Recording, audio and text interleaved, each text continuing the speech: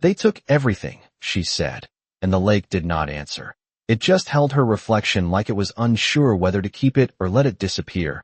Ethan Cole stood knee-deep at the edge of the water, reins loose in one hand. Watching the ripples carry her words across the surface, she looked like she had walked miles without knowing where the road ended, dust clinging to her dress, dark hair tangled by wind and time. And in her shaking hands, she held something that did not belong to someone. With nothing left, a folded piece of paper, soaked, pressed tight against her chest like it still mattered, like it could still change something. The morning light stretched low over the lake, turning the water into a sheet of pale silver, quiet enough that even a breath felt loud. Ethan did not step closer, not yet. He had seen people like this before, broken in a way that wasn't loud, the kind that didn't cry out unless there was nowhere else to go. "Please," she said again, softer this time. Like the word itself might fall apart if she held it too tightly. He studied her the way a man studies a storm on the horizon, not afraid, not careless, just knowing it could reach him if he stood there long enough. The leather of his gloves creaked as his fingers tightened slightly, not around a weapon, just around thought. Because out here, help was never just help. It was a line drawn in the dirt that someone else would eventually see. The wind shifted, carrying the smell of wet earth and horse sweat, and something else beneath it, something faint but out of place, like smoke long gone cold. She took a step closer to the water, boots sinking slightly into the soft mud. And for a moment Ethan thought she might collapse. But she didn't. She held herself upright with the kind of strength that came from having no other choice. Then slowly, carefully, she extended the paper toward him, not as an offering, not as a demand, just as truth. He hesitated, not because he didn't want to take it, but because he understood what it meant the second he saw it.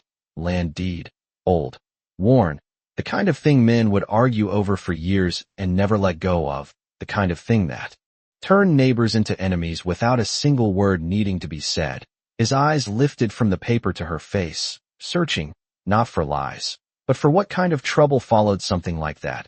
She didn't look away, didn't flinch, just stood there with that same quiet desperation. And that was what made him reach out, slowly, taking the edge of the paper between two fingers, careful not to tear what was already fragile. The surface was cold, soaked through, but the ink was still there, still legible, still dangerous. He didn't unfold it yet, didn't need to, because the weight of it was already enough. Behind him, his horse shifted, hooves pressing into the gravel with a dull, steady sound, like a reminder that time didn't stop just because a moment felt heavy. And then, faint at first, but unmistakable, came another sound, distant, rhythmic, the kind that didn't belong to wind or water. Hoofbeats. More than one. Moving fast. Ethan didn't turn immediately, didn't rush, because rushing never helped anything out here. Instead, he let the sound grow, let it confirm what he already knew. She heard it too, her shoulders stiffening just slightly, her breath catching in a way she tried to hide, but couldn't fully. He glanced at her again, and for the first time, there was something else in her eyes, not just fear, but recognition. Like she had been waiting for that sound long before she reached the lake, long before she found him. "They're coming," she whispered, and the words didn't carry panic, just certainty, the kind that comes when a thing has already happened in your mind too many times to count. Ethan finally turned his head, just enough to look over his shoulder, and there it was, a thin line of dust rising beyond the trees, sunlight catching it in broken pieces, riders, closing the distance with purpose, not wandering, not passing through, coming here, coming for something or someone. He looked back at the paper in his hand, then at the woman in front of him, then out across the lake, where the water stayed calm, untouched by any of it. And in that quiet, in that stillness that didn't belong to the rest of the world, he understood something simple, something heavy. This wasn't about helping anymore. It was about choosing, and choices out here had a way of echoing longer than gunfire. He folded the paper once, careful, deliberate, and held it at his side, his other hand hanging loose, nowhere near his belt, nowhere near a weapon, just there, empty, visible. As the hoofbeats grew louder, as the dust drew closer, as the line in the dirt finally began to show itself, the hoofbeats did not rush. They pressed forward with a steady rhythm, like men who knew exactly where they were going and had no reason to hurry. Ethan Cole stood where he was, the folded paper resting against his leg, his thumb tracing the damp edge without thinking. The woman did not step back this time. She stayed close to the water, close to him, as if the space between them had already become something like shelter.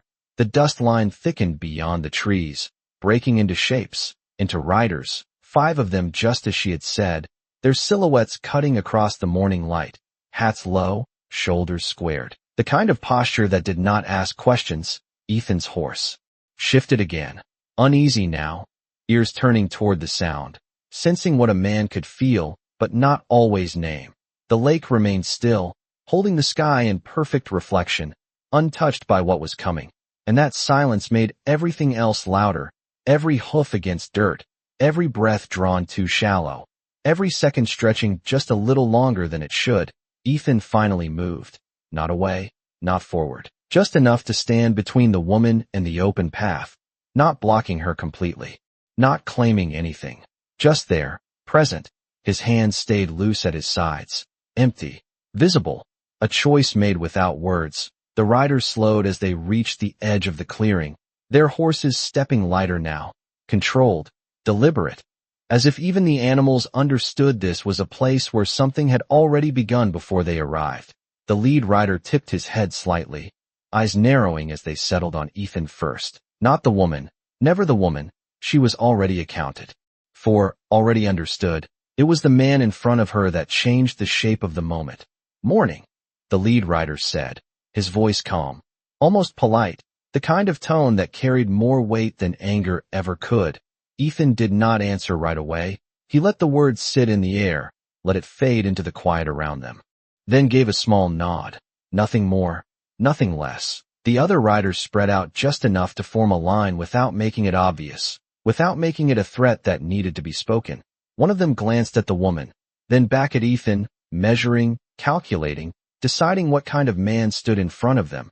The wind brushed across the lake, lifting a thin ripple that broke the reflection for a second, then let it settle again, like the world itself was watching, waiting. She is carrying something that does not belong to her. The lead rider continued, still calm, still controlled. Ethan's gaze stayed steady, his posture unchanged. He could feel the weight of the folded paper against his leg, heavier now than when he first took it, heavier than the morning itself. Seems like she thinks it does, Ethan said quietly, his voice even, not challenging, not agreeing, just placing a thought into the space between them. The man's eyes shifted, just slightly, not surprised, but interested, as if the answer told him more than the words themselves. Another rider leaned forward in his saddle, studying Ethan more closely, something flickering across his face, recognition trying to find its place. You are a long way from town, Cole, he said, and the name landed differently than the greeting had. Heavier, older, carrying something behind it. Ethan did not react, not outwardly, but something in his stillness tightened, just enough to be felt if someone was looking for it. The woman's eyes moved between them, not understanding the history, but sensing it, sensing that the ground beneath this moment was deeper than it appeared. You remember rules, do you not? The rider added, his tone soft, almost conversational, but there was something beneath it, something that had nothing to do with conversation. Ethan's jaw shifted slightly, not in anger, not in defiance, just in thought. The kind of thought that takes its time because it knows the answer will stay once it is spoken. I remember enough, he said, and that was all. No explanation, no story, just a line drawn without being seen. The riders exchanged small glances, nothing obvious, nothing dramatic, but enough to show that something had shifted, that the man in front of them was not what they had expected when they followed the dust trail to the lake. The lead rider exhaled. Slowly, his gaze drifting to the water for a brief moment before returning to Ethan. Then you know this is not your business, he said, not a threat, not a command, just a statement offered like fact. Ethan looked at the lake as well, just for a second, the surface calm, unbroken, holding everything and nothing at the same time. Then he looked back at the man, and for the first time, there was something different in his eyes, not anger, not challenge, something quieter, something steadier. Was not, he said, his voice low, almost lost in the wind, until it was, and the words settled into the silence that followed. Not loud, not forceful, but final in a way that did not need to be explained. The riders did not move. Not yet. But the air between them changed, like a storm deciding whether to stay on the horizon or come closer. The woman tightened her grip on the edge of her dress. Her breathing shallow but controlled. Her eyes fixed on Ethan now, no longer looking at the men behind him, because something had shifted, something she could not name, but could feel. And in that stillness, with the lake holding its breath and the dust hanging in the air like it had nowhere else to go, the moment stretched, balanced on a line so thin it could not be seen, only felt, and no one reached for anything, no one raised a voice. Because out here, the loudest thing a man could do was decide not to move at all. The silence did not break. It deepened, like the lake had pulled every sound down beneath its surface and refused to give it back.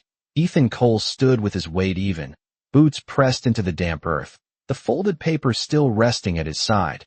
And for a long moment no one spoke because nothing needed to be said yet. The lead rider studied him with the kind of patience that came from years of getting what he wanted without rushing.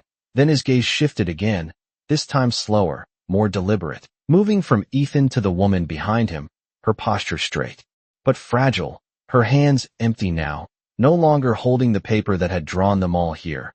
"You are making this harder than it needs to be," the rider said, not unkind, not harsh. Just certain, like a man explaining the obvious to someone who should already understand. Ethan did not move, did not look back at her, did not look away from the man in front of him. "Hard for who?" he asked quietly, and the question hung there, simple, but heavier than anything else that had been said. One of the riders behind the leader let out a short breath, almost a laugh, but without humor. "For everyone," he said, but his eyes never left Ethan, as if the answer did not matter, only the reaction did. The wind shifted again, brushing across the surface of the lake, carrying the faint scent of pine and dust, and something else now, something sharper, like tension settling into the air itself. The woman took a small step back without meaning to, her heel catching slightly on the uneven ground, and for a brief second her balance faltered. Ethan did not turn, did not reach out, but something in his stance adjusted, subtle, instinctive, as if the space behind him had become something he was responsible for without ever saying it out loud. The lead rider noticed, his eyes narrowing just slightly, not in anger, but in understanding. "You do not even know her," he said, tilting his head just enough to make the words feel less like an argument and more like a truth. Ethan's expression did not change, but his voice came a second later, low and steady. "I know enough." And that was all. No explanation, no justification, just a line that did not need to be drawn any clearer. The riders exchanged another glance, quicker this time, more certain, the kind that passes between men who have seen the same thing before and know how it ends. One of them shifted in his saddle, the leather creaking softly, the horse beneath him stepping once, then settling again. Even the animals seemed to understand that something here was not meant to be rushed. "That paper," the lead rider said after a moment, his voice quieter now, almost thoughtful. "It belongs to the town, signed, recorded, witnessed." He paused, letting each word settle, not as proof, but as weight. "It does not belong in her hands." Ethan glanced down for the first time since the men arrived. Just a flicker of movement, his eyes touching the edge of the folded paper, then lifting. "Again, seems like it does," he said, repeating his earlier words. But this time there was something different beneath them, not defiance, not challenge, just certainty, the kind that does not need to grow louder to be heard. The lead rider exhaled slowly, his shoulders relaxing just enough to show that something had shifted, not in his favor, not yet, but not entirely against him either. "You always were like this," another rider said, his voice carrying something older, something that had nothing to do with this moment alone. "Standing where you do not need to stand." Ethan did not answer that, did not react, but the silence that followed felt different, like it had memory inside it, like it had been here before, long before the lake, long before the woman, long before this morning. The woman's eyes moved between them, her breathing steady now, not because she felt safe, but because something inside her had settled into place, something that had been running now standing still. Watching, waiting, the lake caught the light again, brighter this time as the sun climbed higher, reflecting all of them in broken pieces across the surface. 5 riders, 1 man, 1 woman, all held together in a moment that had not decided what it would become. The lead rider straightened slightly in his saddle, his gaze locking onto Ethan with a new kind of focus, not searching anymore, not questioning, just measuring the distance between what was and what would be. Last chance, he said. And there was no threat in it, no edge, just a quiet offering, the kind that comes when a man believes he is being reasonable. Ethan did not hesitate this time, not even for a second. No, he said, and the word was soft, almost lost in the wind, but it landed heavier than anything else that had been spoken. The riders did not move right away. They did not reach for anything, did not raise their voices. They simply sat there, letting the word settle, letting it take its place in the space between them. And then, slowly, almost reluctantly, the lead rider gave a small nod, not agreement, not acceptance, just acknowledgement, as if something had been decided without needing to be explained.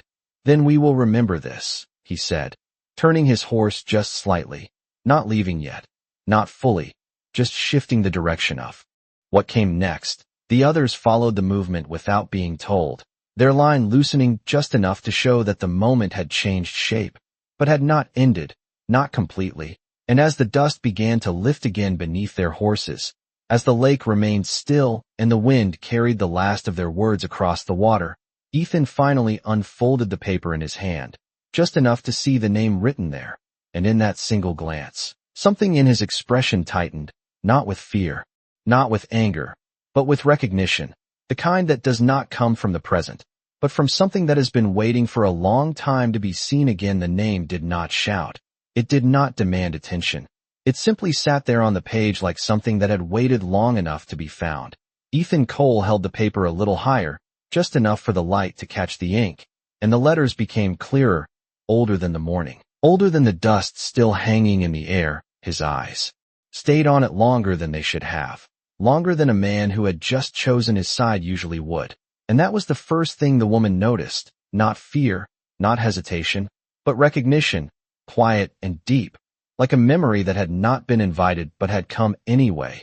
You know it, she said, her voice barely above a whisper, not asking, not accusing, just stating something she could feel without needing proof. Ethan did not answer right away. He folded the paper again, slower this time, more careful, as if the act itself carried weight beyond the paper. The riders had not gone far, their horses still visible through the thin line of trees, moving just enough to show they had not left. Not really. They were waiting, not for a command, not for a signal, but for something to change. Ethan knew that kind of waiting, had lived inside it before, the kind where men do not move because they already believe the outcome will come to them. The lake remained still, but the air felt different now, heavier, like the silence had shifted from watching to listening. He finally turned toward the woman, his expression unreadable, but his eyes holding something that had not been there before, something older than this place. Where did you get this? He asked, his voice low, steady, but carrying a thread of something she could not name. She tightened her grip on the edge of her dress, her shoulders straightening just slightly, as if the question gave her something to hold on to. My father kept it hidden, she said, her words careful, not rushed. He said it was the only thing they could not take, not if someone still believed it mattered. Ethan's jaw shifted slightly, the words settling into him in a way that did not show on his face, but showed in the stillness of his hands. And now they want it, he said, not as a question, but as something that had already answered itself. She nodded once, slow, certain. They said it was never ours, she added, her eyes lowering for just a second before lifting again. But they would not chase it if it meant nothing. The wind moved again, brushing across the water, carrying the faint sound of leather and distant movement from the riders beyond the trees. Still there, still. Waiting. Ethan glanced in that direction, then back at her, then down at the paper in his hand, and something in his posture changed, not in size, not in stance, but in weight, like a man who had just remembered something he had tried to forget. What is your name? He asked, and the question came softer than anything he had said before. She hesitated, just for a moment, not because she did not want to answer, but because names had a way of making things real.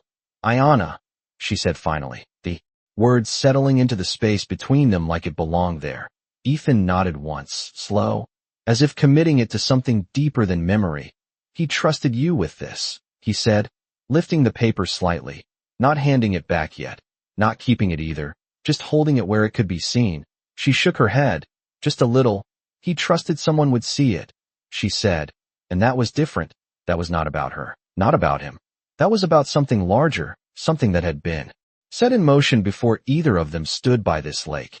Ethan looked at the paper again, then out across the water, where the light had grown stronger, brighter, reflecting everything and hiding nothing. And for a moment, the years between then and now felt thinner than they should have, like a line that could be crossed without moving. The riders shifted in the distance, one of them turning slightly in his saddle, watching, always watching. Ethan exhaled slowly, the sound quiet but deliberate, and when he spoke again, his voice carried something different, not hesitation, not doubt, but decision. They are not here for land, he said, his eyes lifting to meet hers. They are here because this proves something they do not want anyone else to know. Ayana's brow tightened slightly, not in confusion, but in realization, like a piece of something larger beginning to take shape. What does it prove? She asked, and the question did not sound afraid. It sounded ready. Ethan looked at the paper one more time, then folded it carefully, pressing the edges together with a precision that felt almost ritual. That it was never theirs, he said, and the words settled into the morning like a truth that had been waiting longer than either of them. The wind stilled for a moment, the lake holding its reflection steady, and in that quiet, the distance between past and present closed just enough to be felt, not seen, and behind them, beyond the trees, the riders began to turn their horses again, not leaving, not yet, but adjusting, preparing, as if they understood that something had shifted in a way that could not be undone. And Ethan Cole stood there, the paper in his hand, the woman beside him, and the line he had stepped across no longer something he could pretend he had not seen. The wind did not return right away, and in that pause the world felt smaller, like everything had drawn in around the lake to listen. Ethan Cole kept the paper in his hand, but no longer looked at it, because what it meant had already settled somewhere deeper than sight. Ayana stood beside him, no longer trembling, not because the danger had passed, but because it had finally taken shape, and fear was easier to carry when it had a face. The riders beyond the trees shifted again, their horses turning more fully now, not retreating, but circling, like men who had decided that distance would not change what needed to be done. Ethan noticed the movement without turning his head, the rhythm of hooves pressing into dirt carried differently now, not approaching, not leaving, but enclosing, and that was when he understood that the moment at the water's edge had ended. Something else had begun.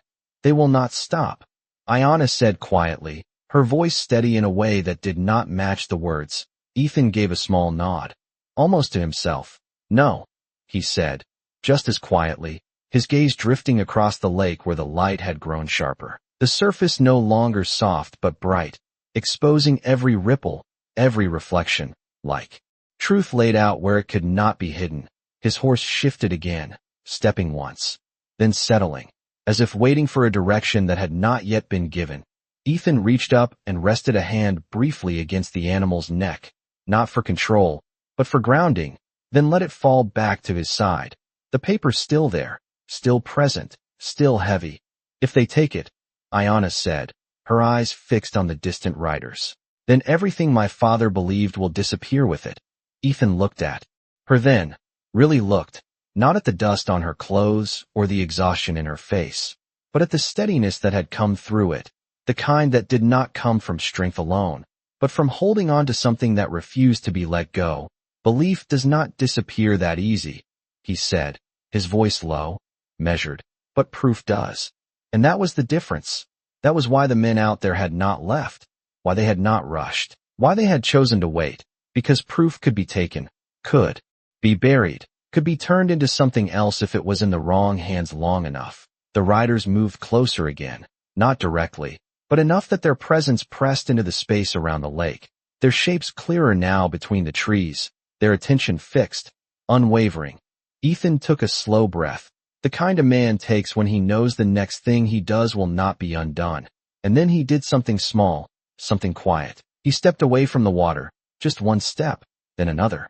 Moving not toward the riders, not away from them, but along the edge of the lake, his boots finding firmer ground, his path deliberate without needing to be explained. Ayana watched him, unsure for a moment, then followed, keeping close but not touching, understanding without words that standing still was no longer an option. The lake stretched beside them, wide and silent, reflecting the sky like it had no concern for what walked along its edge. The riders adjusted again, mirroring the movement, not cutting them off. Not yet, just keeping the distance the same, keeping the pressure steady. Ethan did not look back, did not acknowledge them. His eyes fixed ahead where the shoreline curved, where the trees grew thicker, where the path narrowed into something less open, more contained. "Where are we going?" Ayana asked, her voice low, careful not to break the rhythm of their steps. Ethan did not answer immediately. He let the question sit, like he had done with so many others, then finally said, "Somewhere they will have to choose." And that was all. Not a direction, not a plan, just an idea shaped into motion. The ground shifted underfoot as they moved, gravel giving way to packed dirt, the sound of their steps changing with it, sharper, more defined, easier to follow, the kind of sound men on horseback could track without effort.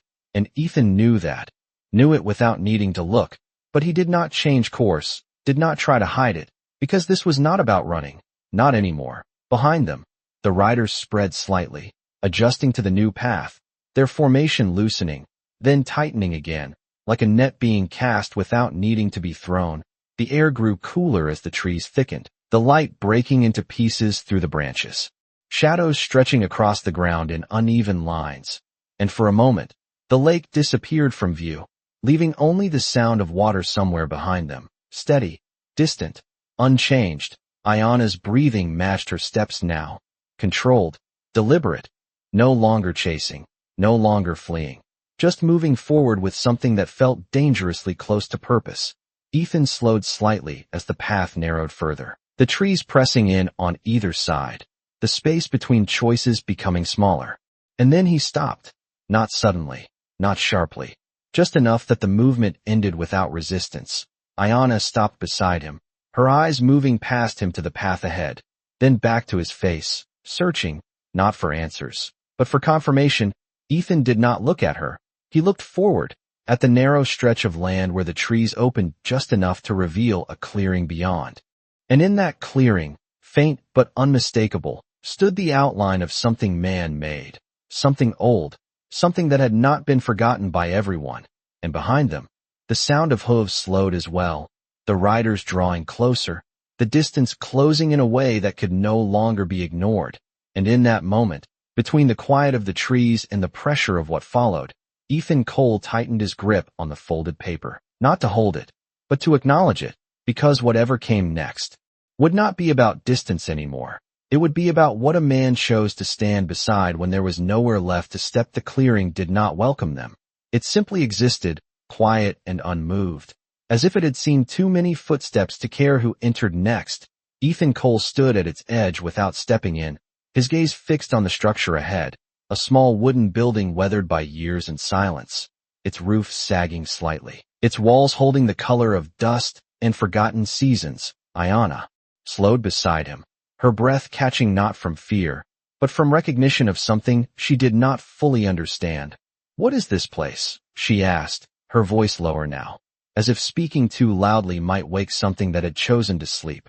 Ethan did not answer right away, his eyes tracing the lines of the building, the door hanging slightly off its frame, the faded markings above it barely visible through time and wear.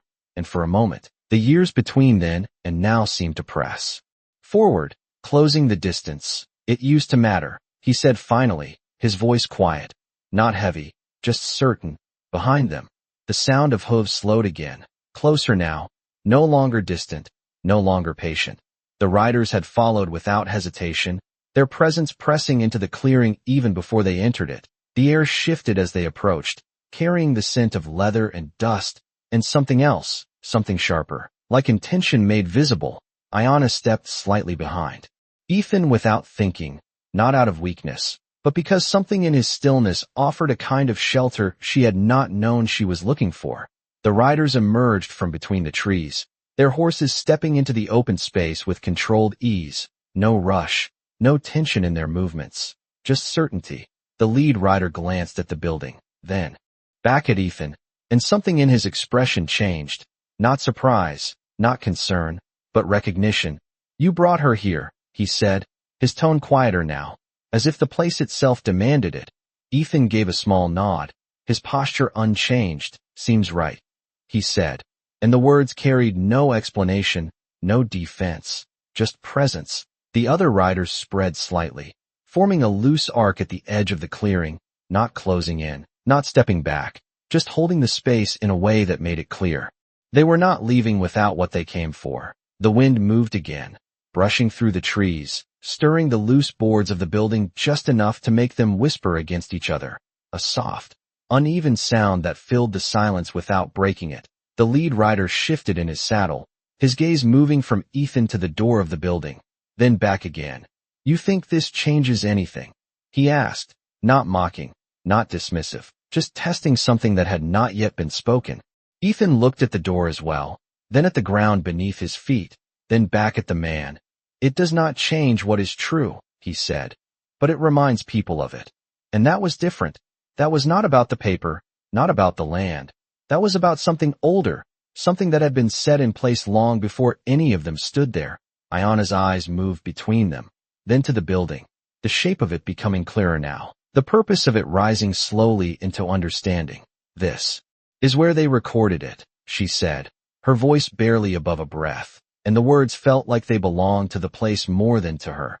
Ethan did not look at her, but his voice answered just the same. "This is where it was witnessed," he said, and that was the difference, not written, not claimed, but witnessed, and that carried weight no one could erase without being seen doing it. The riders shifted again, a subtle movement, but enough to show that something had changed, that the ground beneath this moment was not as simple as they had thought when they followed the trail to the lake. One of them glanced at the others, then back at Ethan. "That building has not been used in years," he said, his voice carrying a trace of something uncertain, as if the past had just stepped into the present without permission. Ethan gave a small nod. "Does not mean it stopped being what it is," he replied, and the words settled into the clearing like something that had always been there, waiting to be spoken again. The lead rider exhaled slowly, his shoulders relaxing just enough to show that this was no longer the same moment they had stepped into by the water. "You are making this into something bigger than it needs to be," he said, and, for the first time, there was something beneath the calm, not anger, not fear, but pressure, the kind that builds when control begins to slip in ways that cannot be seen, but can be felt. Ethan did not respond right away. He let the silence return, let it fill the space between them, then took a single step forward into the clearing, not toward the riders, not toward the woman, but toward the building itself. The boards creaked slightly under his weight, the sound small but clear, marking the movement in a way that could not be ignored.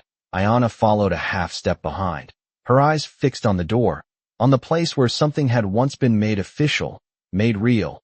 The riders did not move to stop them, not yet, but their horses shifted, their posture tightening just enough to show that the line was closer now, closer than it had been by the lake, closer than it had been on the path. The lead rider watched Ethan step up to the door, his gaze sharp now, focused, as if measuring not the man, but the choice he had just made. Ethan reached out slowly, his hand resting against the rough wood of the door, feeling the grain beneath his fingers, the years pressed into it, the quiet weight of something that had not been forgotten. And for a moment, he did not open it. He just stood there, his hand against the past, the paper still in his other hand. And behind him, the riders waited, the woman watched, and the clearing held its breath, because whatever came next would not belong to silence anymore. The door did not open at once. It resisted just enough to remind him that time had passed, that things left alone do not wait patiently. They settle, they harden, they forget. The shape of hands that once moved them. Ethan Cole pushed slowly, the wood giving with a long, low creak that seemed louder than it should have been, like the building itself was waking from something deep and unwilling. The sound carried into the clearing, into the trees, into the space behind him where the riders sat still and listening. The door shifted inward by inches, then more, until the darkness inside revealed itself, not empty, not silent, but full of dust and memory. The air within was cooler, untouched by the sun, holding the faint scent of old paper and dry wood, the kind of smell that does not fade, only settles deeper with each passing year. Ethan did not step inside yet. He stood at the threshold, one hand still on the door, the other holding the folded paper, as if the space between outside and inside mattered more than either side alone. Iana stood just behind him, her eyes fixed on the shadowed interior, not afraid, not hesitant, but aware that whatever had been kept here had not been meant for the kind of men waiting behind them. The riders did not move forward, not yet, but their presence pressed closer, the sound of leather shifting, of reins adjusting, of horses stepping once and settling again, all of it small, controlled, deliberate. The lead rider spoke again, his voice carrying less distance now, less ease. "You think what is in there will change what we already know," he said. And this time it was not a question, it was something. Closer to resistance. Ethan did not turn, did not look back, his gaze fixed on the dim interior where shapes slowly took form. A table, worn smooth by hands that had long since disappeared, shelves along the wall holding what remained, scattered, uneven, forgotten but not gone. "I think it will remind you what you chose to forget," Ethan said, his voice low, steady, not raised, not forced, just placed into the air where it could not be taken back. The wind shifted behind them, brushing through the clearing, carrying the faint echo of his words across the open space. The riders did not answer right away, and that silence said more than anything they could have spoken. Iana took a step closer to the doorway, her shoulder nearly touching his arm now, and for a moment, neither of them moved, neither of them spoke, because the next step was not just forward, it was into something that had been waiting, something that had not needed them until now. Ethan stepped inside first, one foot crossing the threshold, then the other, the floorboards beneath him giving a soft, hollow sound, not weak, not broken, just old, like a voice that had not been heard in a long time.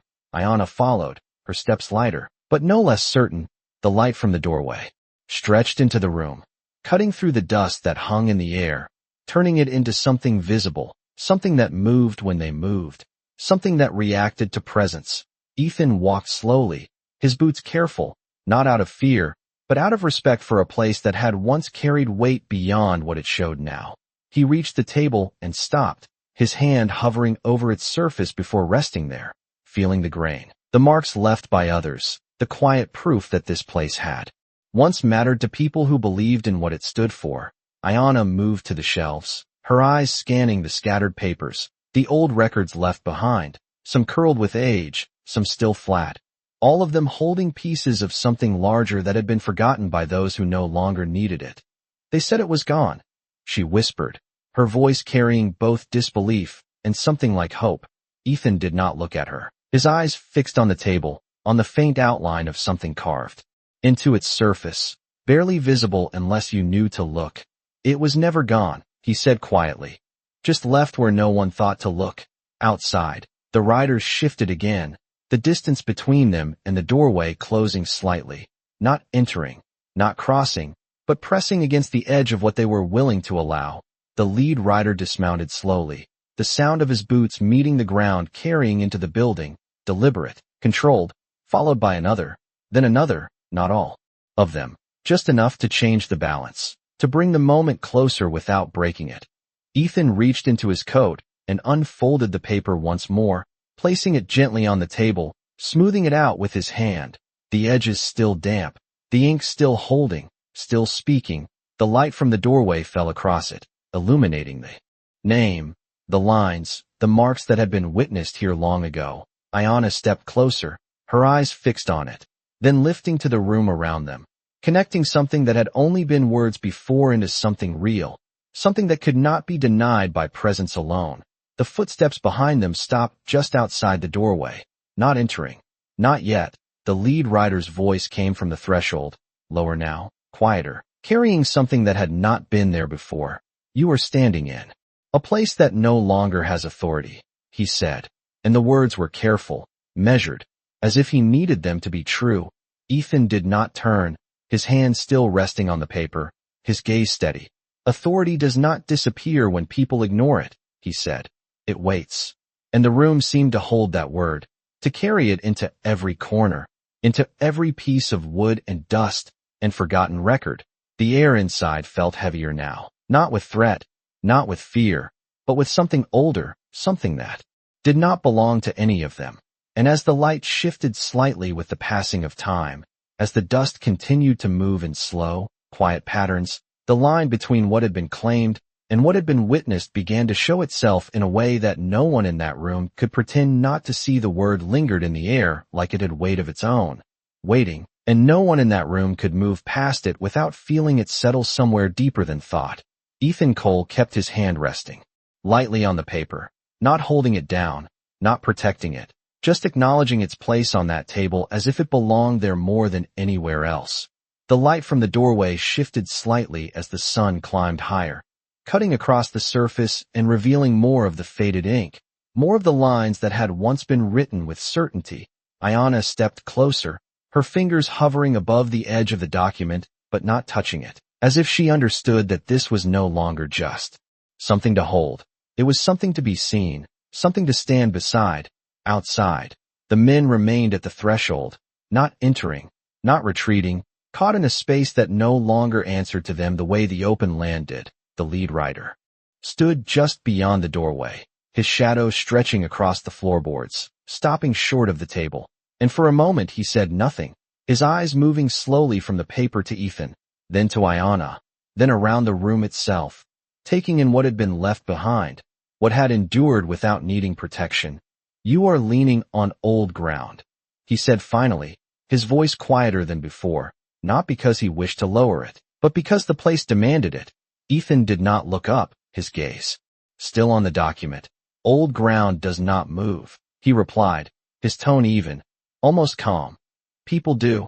The words settled differently this time, not like a challenge, not like resistance, but like something final, something that did not need to be proven because it already had been. The writer's jaw tightened just slightly, not in anger, but in thought. The kind that comes when a man realizes that the rules he has been using no longer hold the same weight in front of him. Another writer stepped closer behind him, not crossing the threshold, but close enough that his presence filled more of the doorway, his voice lower, edged with something less certain than before. "That paper was signed under different conditions," he said. "Things change." Ethan finally lifted his eyes, not sharply, not quickly, just enough to meet the man's gaze. "Conditions change," he said. "Truth does not." And the silence that followed carried that difference into every corner of the room, into the dust that still drifted slowly through the light, into the wood that held the marks of hands long gone. Ayanna's breathing steadied beside him, not because the moment had eased, but because it had clarified, because the shape of what stood in front of them had become something she could finally see. Not just men, not just land, but a line drawn between what had been witnessed and what had been taken. She glanced at the shelves again, at the scattered records, the forgotten pieces that had once meant something, then back to the table, to the paper that now carried more than her father's belief. It carried proof, the kind that forced others to choose how they would stand in front of it. Outside, one of the horses shifted, the soft scrape of a hoof against dirt breaking the stillness for a brief second before settling. Again, the lead rider exhaled slowly, his shoulders lowering just slightly, not in surrender, not in defeat, but in the quiet acceptance that the moment had changed in a way he could not force back into place. "You are asking us to walk away from something we already claimed," he said, and this time there was no edge in his voice, no attempt to control the tone, just a statement that carried the weight of what he believed to be his. Ethan's gaze did not waver. "I am not asking," he said, and the words were soft, but they did not bend. "I am showing you what was never yours to begin with." The room seemed to hold that sentence longer than the others, like it had been waiting for it to be spoken again after all these years. The riders did not respond immediately. They stood there at the edge, at the boundary they had not crossed, and for the first time since they arrived at the lake, there was hesitation, not in movement, but in certainty, the kind that does not show itself loudly, but changes everything beneath it. Ayana looked toward the doorway, her eyes meeting the lead rider's for a brief moment. And in that glance there was no pleading, no fear, only presence. Only the quiet strength of someone who had nothing left to lose but still chose to stand. The rider held her gaze for a second, then looked away, not sharply, not in rejection, just in recognition of something he could not easily dismiss. The wind moved again outside, brushing through the clearing, carrying the sound of leaves and distant water, reminding them that the world beyond this room continued whether they decided anything or not. Ethan reached down slowly, folding the paper once more, careful, deliberate, not hiding it, not claiming it, just preparing it to be carried again, and as he did, the sound of the fold seemed louder than it should have been, marking the moment in a way that could not be undone. The lead rider took a step back from the doorway, small, almost unnoticeable, but enough to shift the balance of the space. The others followed, not all at once, not in unison, but in the quiet way men move when something has been decided without needing to be spoken aloud. The clearing outside remained still, the lake beyond it unchanged, reflecting the sky as if none of it had happened. And inside that room, where dust and light and memory had come together once more, the line between what was taken and what was true had been drawn again, not with force, not with noise, but with something far more difficult to challenge. Something that did not need to raise its voice to be heard. The shift was small, almost invisible, but it carried through the room like a change in weather, the kind that does not announce itself yet alters everything that follows. Ethan Cole felt it before he saw it. The subtle retreat of weight from the doorway, the quiet release of tension that had been held too long. He did not move right away, did not step forward or back. He simply stood there with the folded paper in his hand, letting the moment settle into something real, something that could not be undone by words. Ayana remained beside him, her eyes steady now, no longer searching, no longer questioning, just present in a way that made her seem taller than she had when she stood by the lake. Outside, the lead rider took another slow step back, his boots pressing into the dirt with a measured sound, not hurried, not forced, just deliberate, like a man choosing where to stand rather than being pushed there. The others followed his movement in pieces, not in unison, but with the quiet agreement of men who understood that something had already been decided, even if it had not been spoken aloud.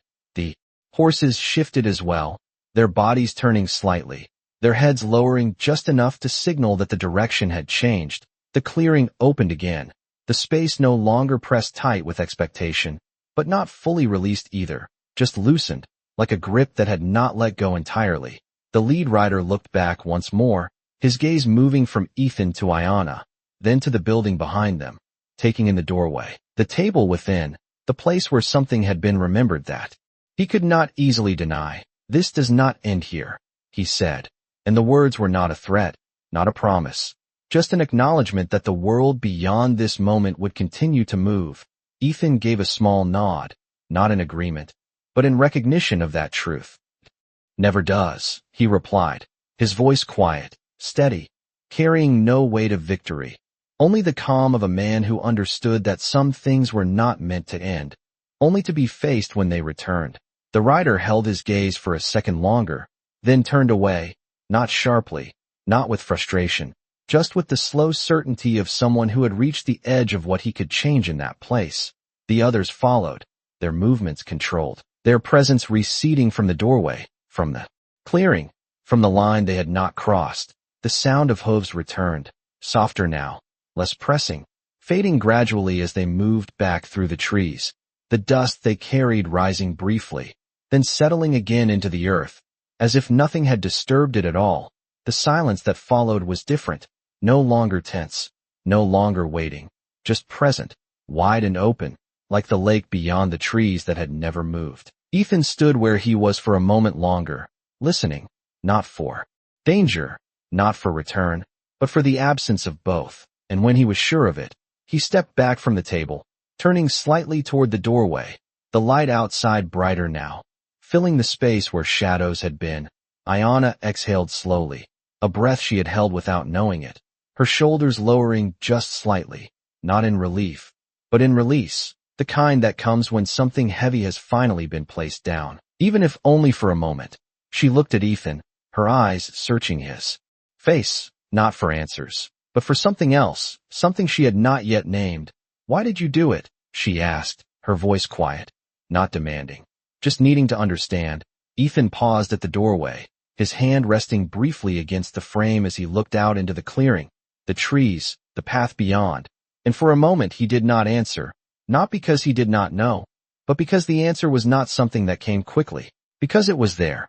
He said finally, his tone simple, almost plain, but carrying something deeper beneath it, something that did not need to be explained to be true. Ayana frowned slightly, not in confusion, but in the quiet recognition that the answer was not meant to be broken apart, that it stood on its own. She glanced down at the paper in his hand, then back at him. "My father said someone would see it," she said, her voice softer now, almost reflective. Ethan stepped out into the clearing, the sunlight catching his face, the wind brushing lightly against his coat. "He was right," he replied. And that was all. No claim, no ownership, just acknowledgement.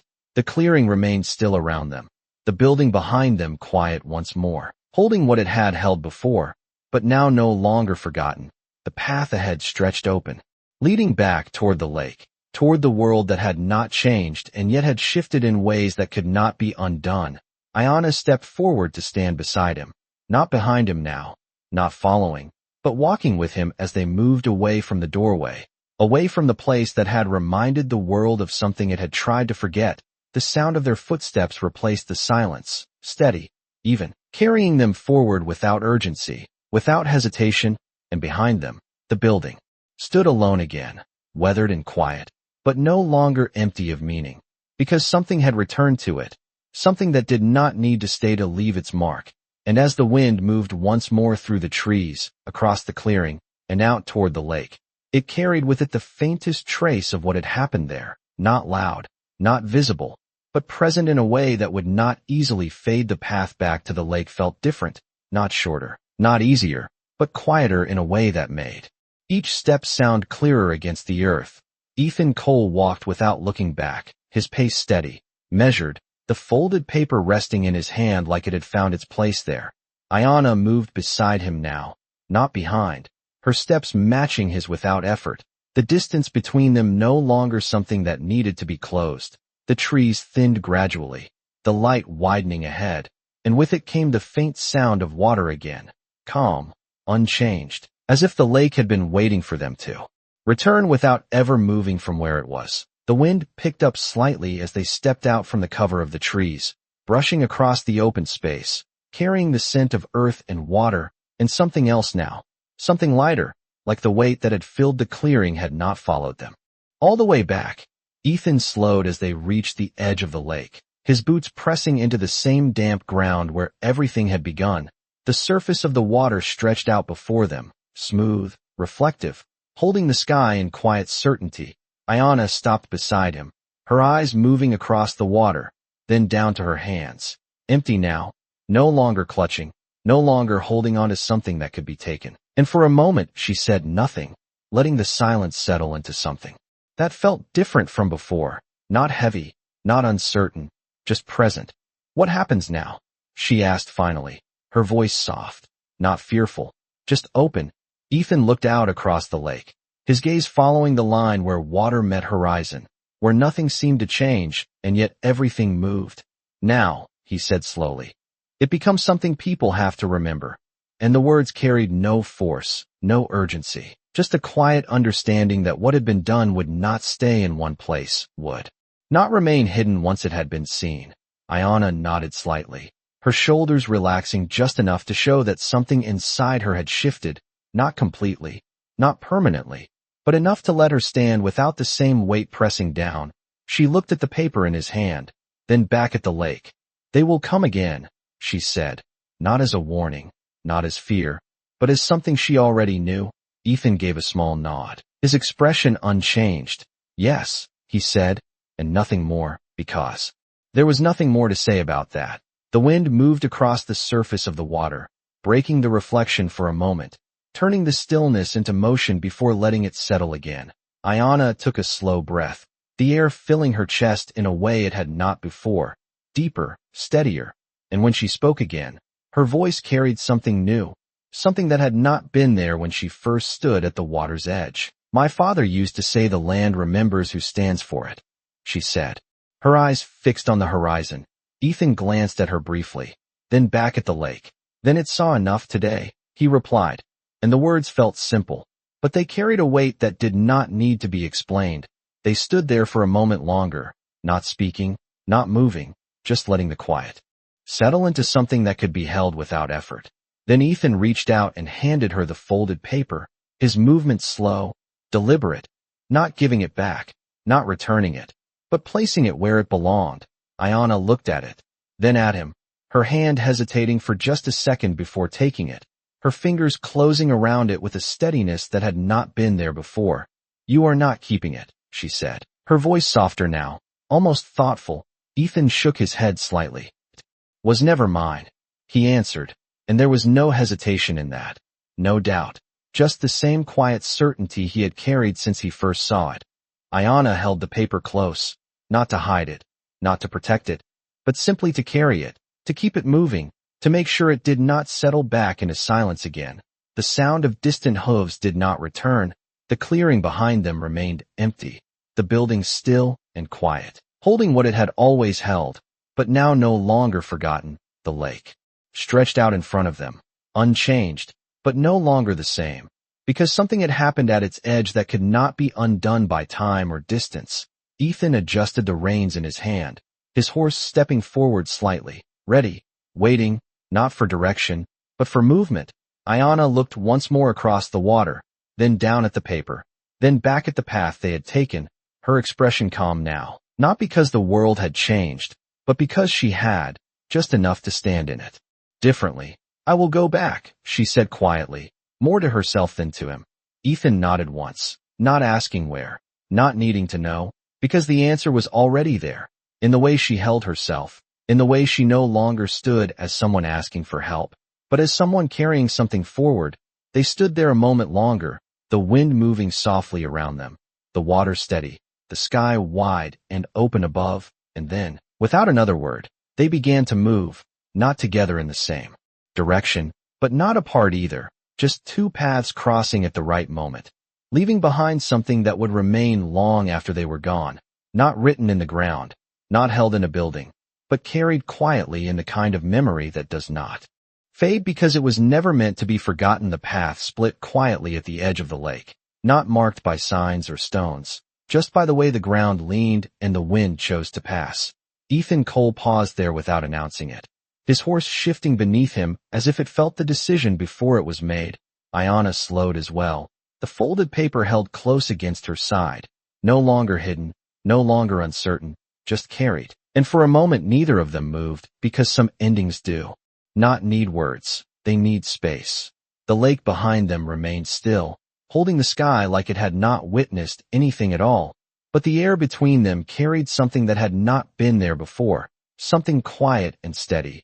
"You will not come with me," she said, not as a question, but as something she had already understood. Ethan adjusted the reins slightly, his gaze drifting toward the open land ahead, where the trail stretched thin and long, disappearing into distance. "No," he said, his voice calm, not distant, just certain. Ayanna nodded once, her expression unchanged, but her grip on the paper tightened just slightly, not from fear, but from purpose, the kind that had grown quietly through everything that had brought her here. "Then I will carry it alone," she said, and the words did not sound heavy. They sounded right. Ethan looked at her then, really looked, not as someone who needed help, not as someone who had lost everything, but as someone who had found something worth holding. "You will not be alone," he said, his tone low, steady. "Not with that in your hands." And the meaning was clear, not about him, not about the riders, but about what the paper carried, what it proved, what it forced others to see once it was shown. The wind moved between them, lifting a strand of her hair, brushing against his coat, passing through without stopping, as if it understood that this moment was not meant to be held.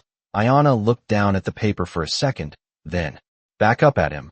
"What about you?" she asked, not out of concern, but out of recognition, because a man who stands like he had does not return unchanged. Ethan exhaled slowly, his gaze drifting back toward the trees, toward the clearing they had left behind, toward the place that would now hold something it had not held in years. "I go where I was already going," he said, and the answer was simple, but it carried something deeper beneath it, something that did not need to be explained because it was not about direction, it was about continuation. Ayana studied him for a moment longer, as if trying to see what had shifted in him, what had not, then gave a small nod, accepting that some things are not meant to be fully understood, only recognized. The silence between them settled again, but this time it was not uncertain, not waiting, it was complete, like something had reached its place and did not need to move further. Ethan nudged his horse forward slightly, not leaving yet, just testing the moment, and the animal responded without resistance, stepping onto the path that led away from the lake. Ayana remained where she was for a second longer, watching him, not to hold him there, not to stop him, just to witness the departure, because some things matter simply because they are seen. "Ethan," she said quietly, his name carrying across the small distance between them. He paused, turning his head just enough to hear, without fully looking back. "My father believed someone would choose to stand," she continued, her voice steady. "He did not know who." Ethan did not answer right away, the wind moving softly through the open space, the lake behind them reflecting the sky in the same calm way it always had. And then he gave a small nod, almost to himself. He did not need to, he said, and that was all. No claim, no ownership, just acknowledgement. Ayana watched him for a moment longer, then turned, her steps taking her down the other path, the one that led back toward where she had come from. But not in the same way, not with the same weight. The ground beneath her feet seemed different now, not softer, not easier, but known, like she was no longer walking through it. But with it, the paper in her hand, no longer something to protect, but something to carry forward, something that would not stay silent again. Ethan did not look back as he rode, his posture steady, his gaze fixed ahead, but something in the way he held himself had shifted, not outwardly, not in a way others would notice, but in the quiet space where decisions stay long after the moment has passed. The two paths stretched in opposite directions, not crossing again, not needing to, because what had happened between them had already done what it needed to do. The lake remained where it was, still and unchanged. The trees held their place. The clearing beyond remained quiet. But none of it was the same. Not really. Because something had been seen, something had been acknowledged, and that kind of thing does not disappear. It waits. It moves. It finds its way into places that were not ready for it. And as the distance between them grew, as the sound of hooves faded in one direction and footsteps in the other, the world continued, unchanged on the surface, but carrying beneath it a truth that had been brought back into the light, not with force, not with noise, but with something far more difficult to deny. The quiet decision of a man who chose not to step aside. The land did not change as she walked it, but it began to recognize her differently, the path rising and falling beneath Ayana's steps like it had always done. Yet now each turn felt less uncertain, less like escape and more like return. The folded paper rested against her side, held not tightly, not hidden, but steady, like something that no longer needed protection to exist. The wind moved across the open ground, carrying distant sounds that once would have made her stop, listen, wonder if she was being followed. But now she did not turn. She kept walking, not because the danger was gone, but because it no longer defined her direction.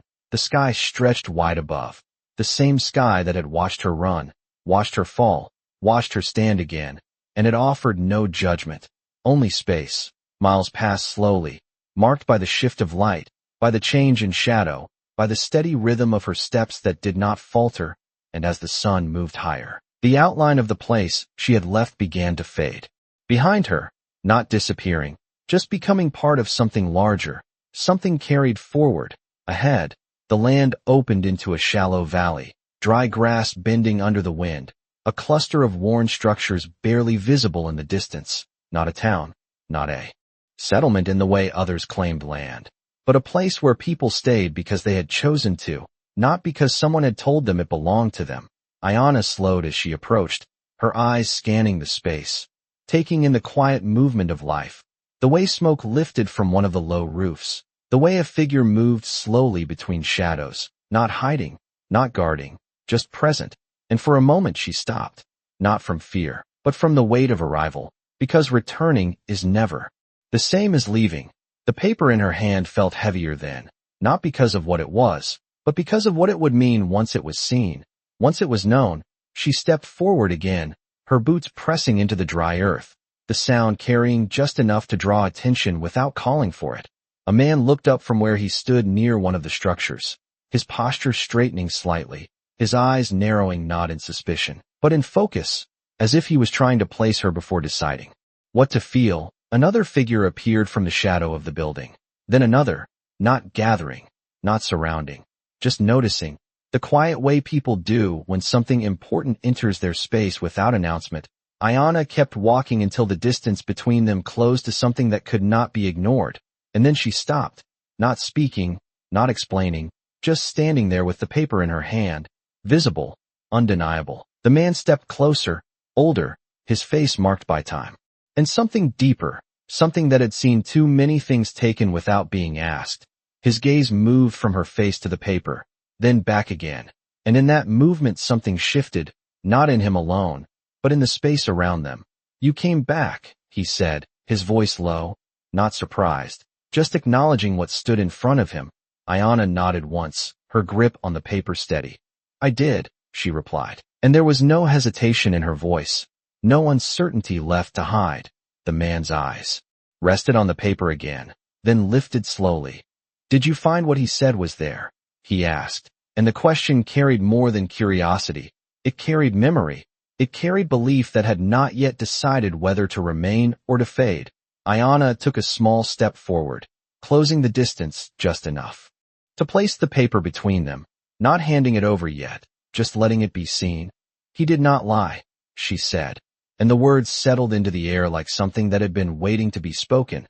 The man did not reach for it immediately. He looked at it, really looked, as if trying to see beyond the ink, beyond the lines, to what it represented, to what it would mean if it was true. The others around them had drawn closer now, not crowding, not pressing, just standing within reach of the moment, their eyes moving between the paper and her face, searching for something that would tell them how to stand, how to believe. The wind moved softly through the valley, carrying the scent of earth and smoke, and something else now. Something like change, quiet, unannounced, but present.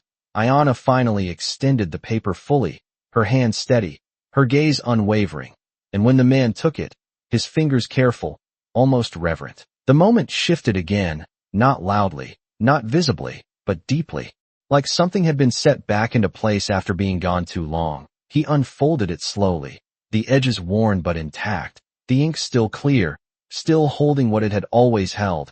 His eyes moved across it, line by line, and as he read, his expression did not change quickly, it did not break, it did not rise, it settled, it deepened, like something inside him was remembering how to stand again. And when he finally looked up, the silence around them felt different, not empty, not waiting, but filled with something that had returned, something that could no longer be ignored. "Then it was never lost," he said quietly, and the words did not sound like a realization.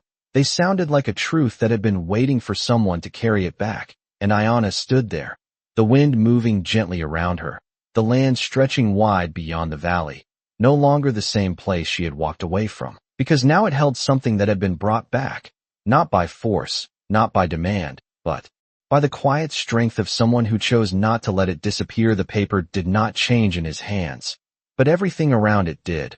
The old man held it carefully, as if it carried more than ink, as if it carried something that had weight beyond what could be seen. The others stood closer now, not crowding, not reaching, just present, drawn by something they could feel without needing to name. Ayana remained where she was, her hands now empty, but her posture steady, no longer carrying the burden alone. The wind moved gently through the valley, lifting the edges of worn roofs, brushing across faces that had learned to expect little and trust less. And yet something in the air had shifted, something quiet but undeniable. The old man folded the paper slowly, not hiding it, not protecting it, but acknowledging it, then held it out in front of him, not to give it back, not yet, but to show it. to let others see what had returned, one by one. The people stepped closer, their eyes tracing the lines, the names, the marks that had once been witnessed and then forgotten. And in that shared silence, something began to rebuild itself, not loudly, not with celebration, but with recognition, the kind that settles deep and stays. Ayanna watched them, her gaze moving from face to face, seeing not disbelief, not doubt, but something steadier, something that had been waiting beneath years of quiet loss. The old man looked at her again, his expression no longer searching, no longer uncertain, just clear. "Then it is time," he said, and the words carried no urgency, only direction. Ayanna nodded once, understanding without needing more, because this was not about what had been taken anymore, it was about what would be. Done with what had been returned, far beyond the valley, beyond the trees and the still lake, the land stretched on the same as it always had, and somewhere along that stretch, a lone rider moved steadily across it. Ethan Cole did not look back, not because he did not remember, but because he did not need to. The path ahead held its own weight, its own choices, and he had already made the one that mattered. The wind carried across the open ground, brushing against him the same way it had at the lake, at the clearing, at the edge of the moment that had changed everything without raising a voice. He adjusted his posture slightly in the saddle, not in discomfort, not in doubt, just in continuation, because that was what remained after everything else settled, the quiet act of moving forward. Back in the valley, the people did not speak loudly, did not gather in any formal way. They moved with purpose, with a quiet understanding that what had returned could not be left to rest again. The old man handed the paper to another, then another, letting it be seen, letting it be known, not held by one, but carried by many, and Ayanna stood among them, no longer the one asking, no longer the one being chased, but the one who had brought something back, something that now belonged to all who chose to see it. The sky above remained wide and open, unchanged, but the land beneath it held something new, something that had not been there before, or perhaps had always been there, waiting for someone to refuse to step aside, waiting for someone to stand still long enough for truth to catch up. And as the day moved forward, as shadows shifted and light settled into new places, the story did not end, it did not close. It did what stories like this always